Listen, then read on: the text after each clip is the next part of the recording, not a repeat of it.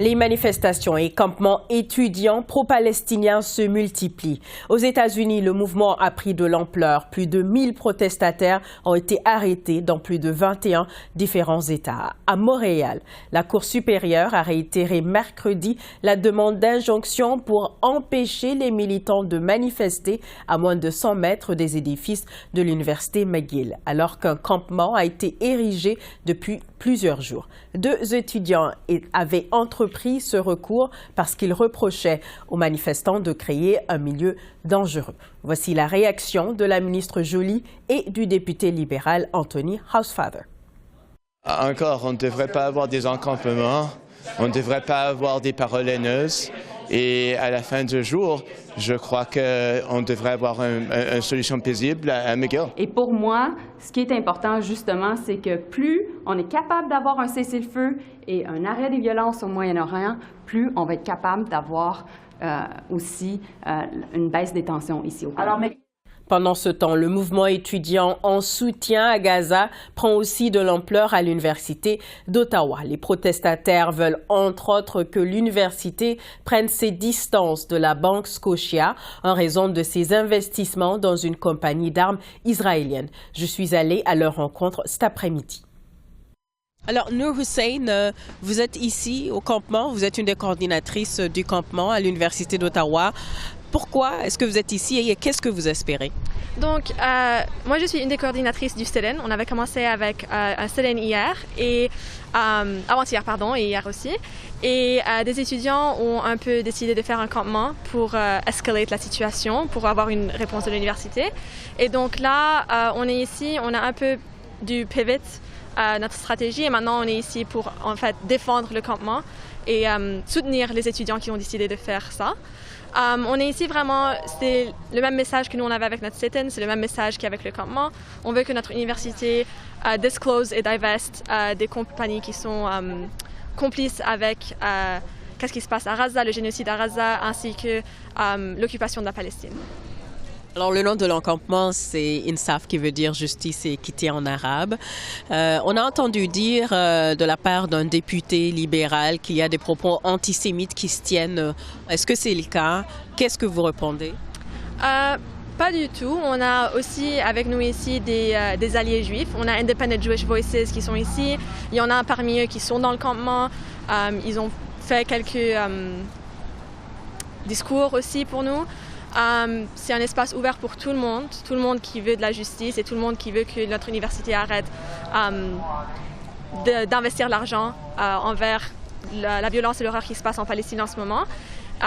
Et c'est vraiment juste ça le message qui se répand ici. Il n'y a aucun autre message qui se répand ici. On a vu des affrontements assez serrés entre les forces de l'ordre et des protestataires sur des campus universitaires aux États-Unis, notamment à Columbia. Qu'est-ce que vous pensez de ça? Est-ce que ça va trop loin?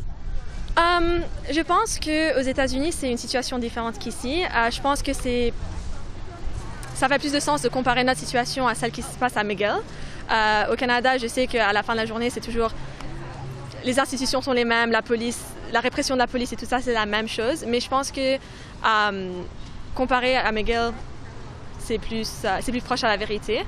Est-ce que ça pourra devenir plus violent? C'est très, très possible. Mais en fait, tout dépend de la réponse de l'université. Nous, on est là, on est très pacifique, on est assis. Il y a des enfants, il y a des familles.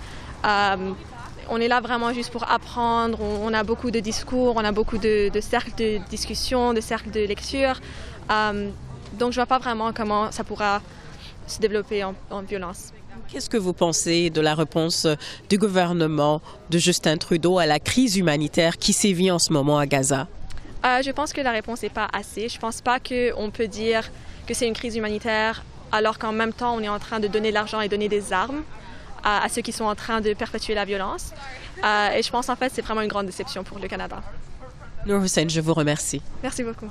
Je suis en ce moment avec Omar Jenan, étudiant à l'Université d'Ottawa. Vous êtes au campement pro-palestinien sur le campus de l'Université d'Ottawa.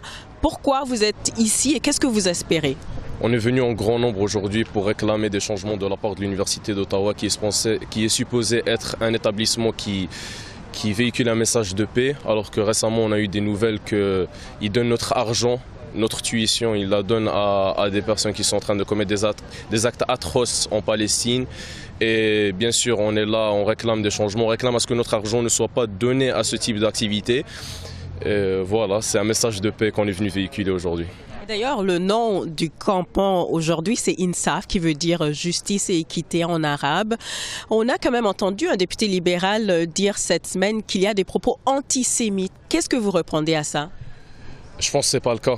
J'étais là depuis la première journée. Je n'ai pas eu l'occasion de rester le soir, mais j'étais là depuis la première journée. Puis je vois nos frères juifs, nos frères musulmans, nos frères chrétiens, quelle que soit la personne, ils viennent tous en grand nombre nous supporter. Et je pense que ce même député, s'il vient lui-même voir ce campement, il pourrait voir que ce n'est pas le cas. Bien sûr, il y aura toujours des fauteurs de troubles, que ce soit des deux cas, mais on a vu des fauteurs de troubles qui étaient venus nous déranger et nous n'avons rien fait parce qu'on est là pour la paix. Comme j'ai dit, c'est un message de paix et on restera là jusqu'à ce qu'il y ait des changements. Alors, on a vu quand même là des affrontements assez serrés aux États-Unis sur des campus d'université, dans les camps pro-palestiniens, notamment à l'Université Columbia. Qu'est-ce que vous pensez de ça? Est-ce que vous avez peur un peu que ça se passe également ici? Si j'ai peur, alors je ne sais pas quoi dire de mes frères et sœurs en Palestine. Alors ils doivent être effrayés. J'ai pas le droit d'avoir peur, on n'a pas le droit d'avoir peur et je supporte nos frères et sœurs dans l'université de Columbia. Je leur dis restez forts, restez solides et on est là, on est tous unis sous le même message, sous le même drapeau, le drapeau de la paix. Et bien sûr, s'il y a des problèmes qui viennent avec le temps, je pense que, encore une fois, on ne fait rien de mal, on est là pour la paix et on restera là encore. Qu'est-ce que vous pensez de la réponse du gouvernement Trudeau par rapport à la crise humanitaire qui se déploie en ce moment à Gaza? Je pense qu'il y a un certain sens d'hypocrisie parce qu'il y a toujours des mots qui sont dits mais il y a très peu d'actions. Et c'est bien beau de se cacher derrière des phrases, c'est de la rhétorique, c'est bien beau de se cacher derrière ça, mais il faut des actions et c'est ça ce qu'on cherche. On cherche des changements, on cherche la paix. Si vous avez vu tout ce reportage, il y a toujours le mot paix qui revient parce qu'on est des combattants de la paix. Et voilà, donc j'espère qu'il y aura des changements dans le futur et on sera là jusqu'à ce que ça se passe. Omer Jenan, je vous remercie. Merci beaucoup.